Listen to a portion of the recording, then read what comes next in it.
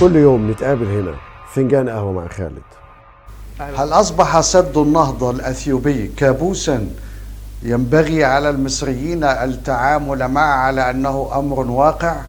أين ذهب الخط الأحمر الذي حددته مصر؟ هل فات الأوان لعمل عسكري ما مغزى تصريحات وزيري الخارجية والري؟ هل بات بإمكان أثيوبيا أن تبدأ مرحلة الملء الثاني للسد؟ وما هي تلك الصدمة التي حدثنا عنها وزير الري؟ عن كل هذا سنتحدث اليوم في فنجان قهوة مع خالد. أهلا وسهلا، صباح ومساء الخير على حضراتكم أينما كنتم هنا القاهرة وعلى المقيمين خارجها مراعاة فرق التوقيت. هنرجع نتكلم عن سد النهضة الحديث الذي لا يمل منه المصريون، لأنه ببساطة شديدة هو حديث كل بيت مصري في هذه الأزمة. احنا بنتكلم بأن ساعات على تصريحات ربما تكون للبعض صادمة أو مدهشة من وزيري الخارجية والري، تتعلق بحكاية بدء أثيوبيا للملء الثاني من سد النهضة المقام على نهر النيل. طبعا كل واحد هيبقى له وجهة نظر في هذه التصريحات. هل وصلنا إلى نهاية المطاف؟ هل يتعين أن نرفع الراية البيضاء؟ هل انهزمت الدبلوماسية المصرية أم ماذا؟ في الحقيقة جملة من المواقف والتطورات حصلت في الساعات الماضية، بس خلينا الأول قبل ما ندخل في التفاصيل علشان نكون واضحين مع بعض. احنا بنتكلم كنا على وساطات أمريكية وإفريقية وأخرى عربية وأوروبية غير معلنة. الوساطات الأخيرة العربية والأوروبية غير معلنة، لكنها ربما بتأتي بثمار لم يعني تتبلور بعد، لكن المبادرتين الأمريكية والإفريقية لا زالتا قيد البحث، ولم تعلن إدارة الرئيس الأمريكي جو بايدن عن موعد عودة جيفري فيلتمان مبعوثها إلى القرن الإفريقي لجولته الثانية على التوالي منذ تعيينه في منصبه المهم لحل أزمة سد النهضة، إلى جانب بحث مشاكل أثيوبيا فيما يخص إقليم تيغراي وتورط القوات الأثيوبية والإريترية في المذابح التي جرت بحق السكان العزل هناك، وأيضا الحدود الأثيوبية السودانية.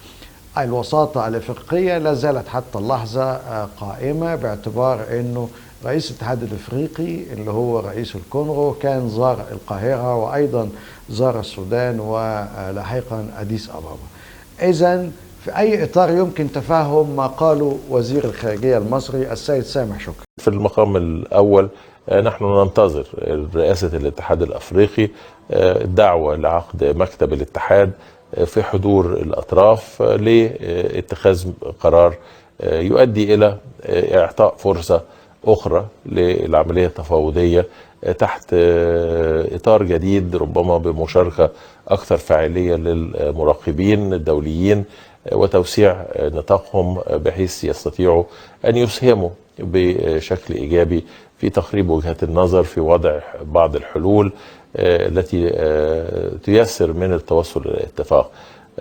نحن نسعى إلى آخر المطاف للوصول إلى هذا الاتفاق منعا لتأزم العلاقة فيما بيننا وبين الأشقاء في إثيوبيا والتصعيد المترتب على ذلك.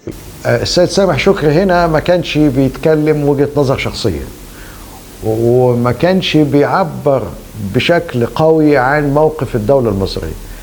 في تصوري ربما أنا أكون مخطئ، يعني محتاج أقول هنا إنه إذا أنت بتفترض إن هي مش تصريحات بتعبر عن وجهة نظر شخصية، وإذا أنت بتفترض إنها بتمهد الطريق لحاجة ما، أو إنه في قرار أو في بلورة حل ما، ربما جزء من الحكاية التمهيد. ممكن نتفهم ده، خاصة وإنه هذا التصريح ارتبط أيضا بتصريح مماثل للسيد وزير الري محمد عبد العاطي. الفكرة هنا إنه التصريحين يبدو ان هم متناقضين. هل بنتكلم على جزر معزولة بين وزيري الخارجية والري، ولا كل واحد كان بيتكلم من وجهة نظر معينة؟ وزير الخارجية كان بيتكلم من وجهة نظر سياسية، ووزير الري كان بيتكلم من وجهة نظر فنية بحتة. على كل أنا من الذين يحسنون الظن بوزير الخارجية، وبعتقد انه الرجل في منصبه يعني عنده يعرف تماما انه المنصب حساس، والتصريحات بالذات في وقت الأزمة تصريحات مهمة. أديك شفت وزير خارجية لبنان لما لخبط في الكلام وشتم وغلط في البدو وانتقدوه أهل الخليج، إيه اللي حصل؟ الراجل فقد منصبه. السيد سامح شكري بيتولى منصبه منذ سنوات، وهو معتاد على الكياسة ومعتاد على انتقاء عباراته بدقة بالغة، وربما هو يكون وزير الخارجية الثاني بعد السيد عمرو موسى اللي بيحظى باهتمام المصريين ومتابعتهم لتصريحاته اللي هنا فيها الشأن المحلي بيرتبط بالشأن الداخلي. على كل ما قاله السيد سامح شكري يمكن فهمه في إطاره المحدود، لكن قبل ما نقفز لاستنتاجات الراجل لما اتكلم على أنه الملء الثاني لسد النهضة لن يؤثر على مصر، كان رابط ده بفكرة الضرر، بمعنى انه اذا تضررت مصر قد تلجأ الى تدابير. راجع تاني كلامه هتشوف انه هو طول الوقت حاطط المسألة على هذا النحو. نطمئن جميعا بأن لدينا رصيد من الأمان المتوفر في الخزان السد العالي، أيضا أن الأمور لدينا ثقة بأنه الملء الثاني لن يكون مؤثر على المصالح المائية المصرية، ونستطيع أن نتعامل معه من خلال الإجراءات المحكمة في إدارة مواردنا المائية، وأنه أي تفاقم للأمر هو مرتبط بقضية وقوع الضرر، والضرر إذا لم يقع فنستطيع أن نستمر في التعامل مع الأمور دون الحاجة إلى تأزم أو إلى تصعيد. لكن بالتأكيد في نفس الوقت أنه إذا ما تم اتخاذ إجراءات إحادية بشكل غير مسؤول من جانب إثيوبيا، أو لم تراعي ووقع الضرر الجسيم على أي من دولتي المصب، في هذه الحالة فلن تدخر مصر أي جهد في الدفاع عن مصالحها المائية واتخاذ كافة الإجراءات الكفيلة.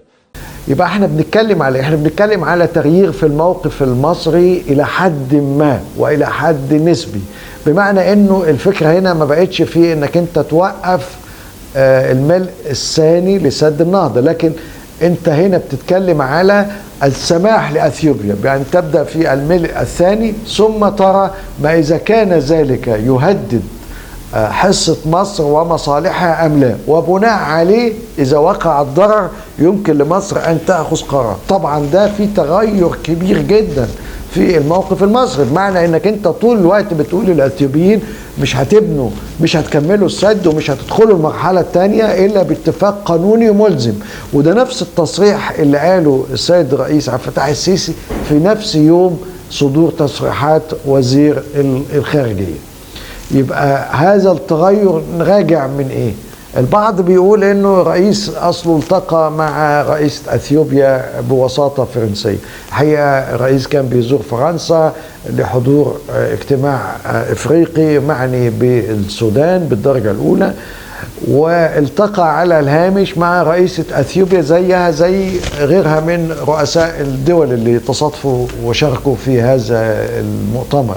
السيدة رئيسة اثيوبيا ليست الرقم الصعب في المعادلة، بمعنى انها هنا مجرد رمز، هي لا تحكم، هي بس شكل كده في الدولة، لكن الحاكم الحقيقي وصاحب القرار الرئيسي والفاعل هو أبي أحمد رئيس الوزراء الأثيوبي، غيره لا. من ثم يعني لا يمكن التعويل على فكرة انه اصل السيدة رئيسة اثيوبيا قالت او عملت، خاصة وانه ما فيش تصريحات رسمية حول اللقاء، كل اللي حصل انه لقاء عابر وودي، وطبيعي انه يعني الاطراف بتلتقي من وقت لاخر، لكنه بالتأكيد كان لقاء له مغزى، لأنه ربما يكون الأول من نوعه منذ تصاعد الأحداث وبدء مصر في استعمال لهجة أقرب للتهديد بالحرب. التصريحات اللي خرجت من وزير الخارجية ومن وزير الري ان احنا نستعد لصدمة مائية.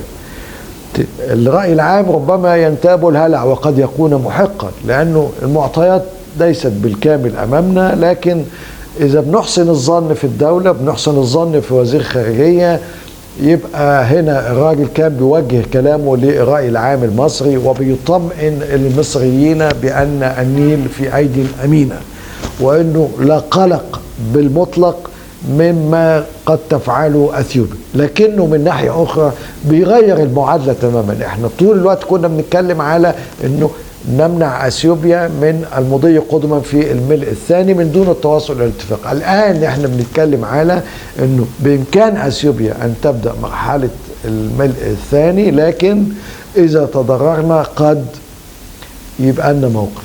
وده تغير أنا بشوف أنه نوعي ومهم.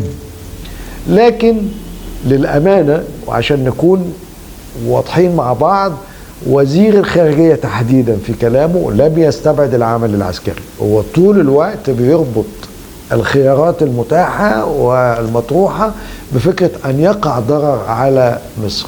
طبعا كان من الطبيعي جدا أنه دينا مفتي المتحدث باسم وزارة الخارجية الأثيوبية يتلقف هذه التصريحات ويقول ادي في تغير في مصر، وانه يعني السيد وزير خارجية مصر انتصر لموقف اثيوبيا ويحاول انه يتاجر ويزايد على هذه التصريحات، اللي انا بتصور انه يعني في احسن الظروف هي كانت لمخاطبة الرأي العام المصري ولم تكن اثيوبيا معنية بها.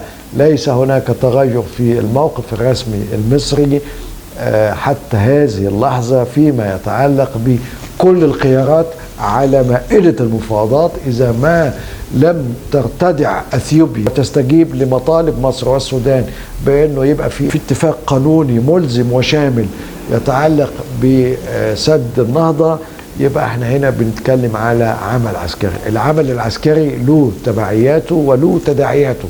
المشكلة الأكبر أنك أنت وأنت بتتكلم على أثيوبيا والدور الأثيوبي لا يمكن أن تتغافل عن الخريطة ومستقبل العلاقات. أنت هنا بتتكلم على زواج لا يمكن الانفصام عنه بين مصر وأثيوبيا.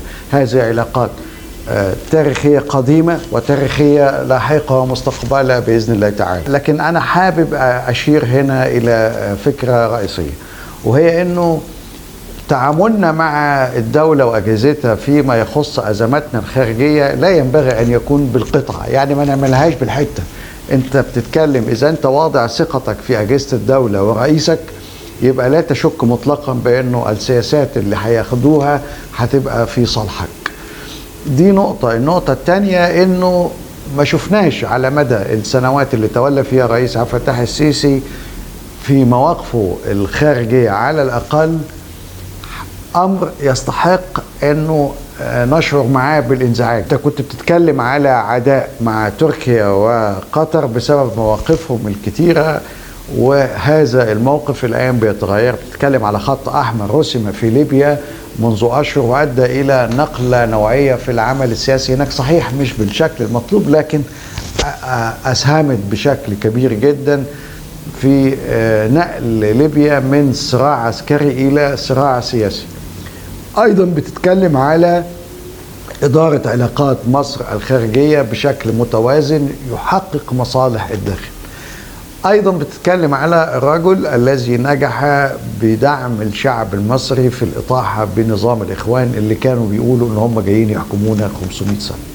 الراجل اللي عمل ده كله، والراجل اللي بيقود نهضة عمرانية في البلد وتنموية لا يمكن نكرانها، لن يفرط في ماء النيل.